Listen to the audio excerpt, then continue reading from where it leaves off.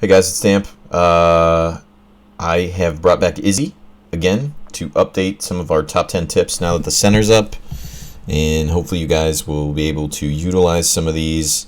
For people who are more experienced, they're really just common sense, but for newer players, I think we wasted probably 6 to 12 hours of our lives trying to force certain things that were just dumb into how we first played. So Izzy's going to update it with tips for the center as well, and give you guys some insight on, if you're new, how you should start.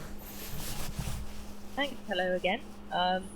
What you actually mean is you had to bring me in because you haven't played in ages, so you don't. Yeah, I had to bring in an expert. I had to phone a friend, bring her in. Anyway, so yeah, as you can see, we've actually moved over to the centre map, which is completely different. So the first thing I need to say from the get-go is, if you are a new player, if you haven't played at all, don't go onto the centre. It is not significantly harder than the first map, the island, but it is definitely harder. Dinosaurs go up to higher levels, which means you more frequently find higher levels, which means that if you're starting out, it will be very difficult. So start out on the first one on the island, and just go from there. Just ignore the centre until you've got the basics down. So now that's out of the way. If you generally want to spawn in the south, on the beaches, that's true of both maps.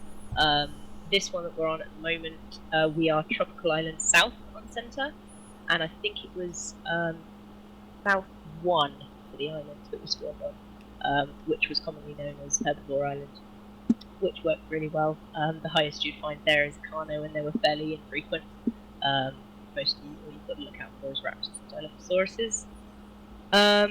The other thing with both maps, although particularly with the centre, is stay out of the water. You can go into, maybe waist height so that you're just straight wading through, but don't go any further than that. Don't go into the deep or the depths, because as you can see, it gets very murky, and there's so much out there that will rip you to shreds.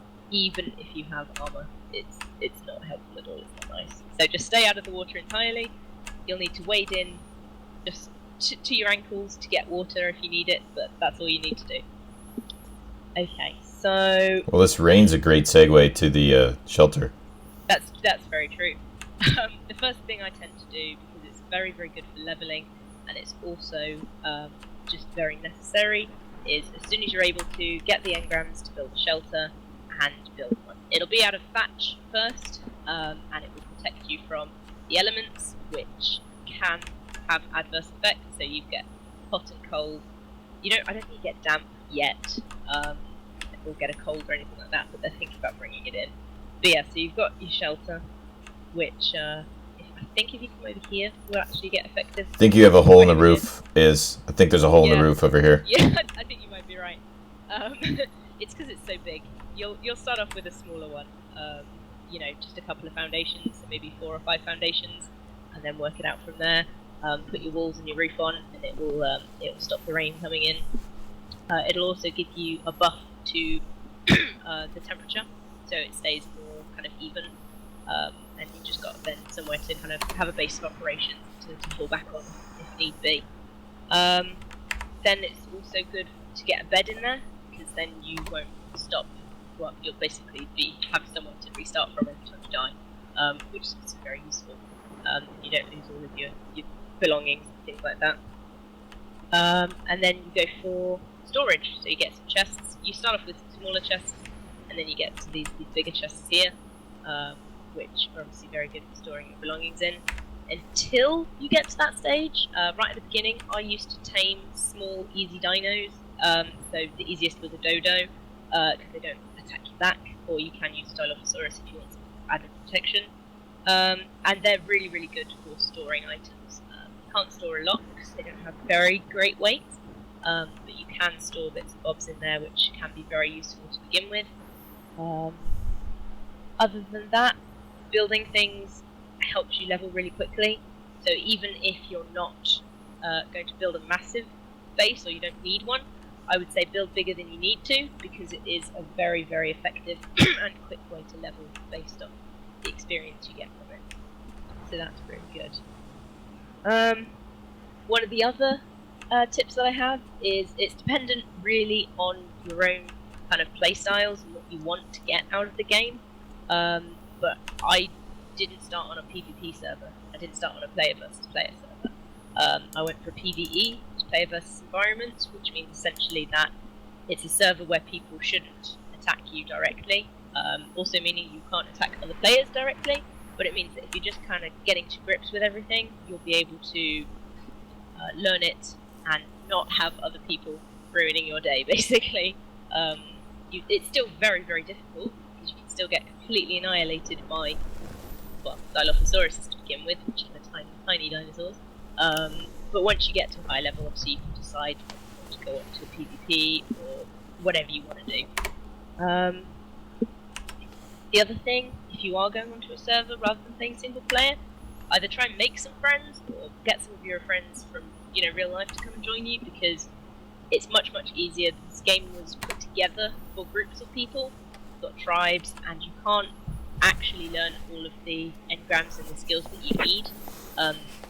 It just being one person. So if you can get groups of people, you can have one person learn all the structures, one person learn all the weapons and armor, and split it out as much as you can, because you can't learn all of the engrams in the game as one person.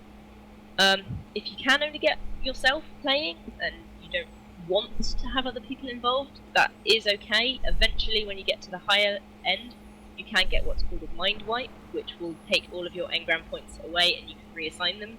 So if you find that you really are desperately needing to, realign your points or your skills, you can do that.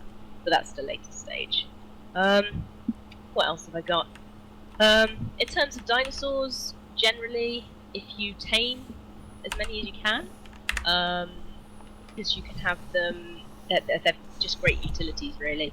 If you can get carnivores, so Dilophosaurus, raptors, and eventually carnotaurs, they're really, really good, because if you have an area that you want to be defended, so you can put up a fence or leave it empty, depending on your decision, really. If you put them on aggressive, they will go after anything in their area that they can see, and they will attack it and they'll bring it down.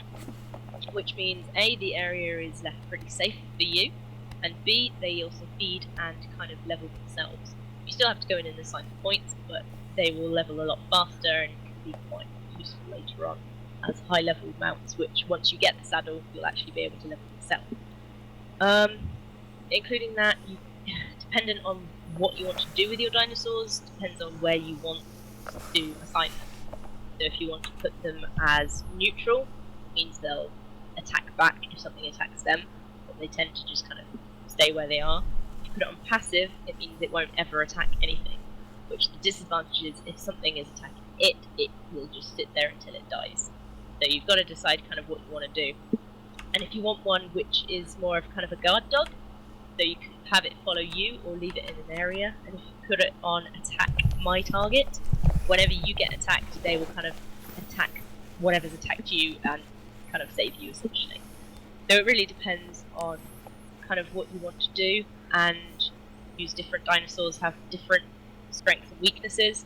And if you look back through a couple of our other videos, we've gone through a lot of ways that I used in the early game, so with my dodos for farming and dilos just as a low-level, easily tamed army, which tended to be quite good, which then got advanced to a raptor army when I was a bit higher. But yeah, it's all up to you, what your playstyle is, and how you level. I tend to go for health and speed, because I tend to like to run away rather than fight things.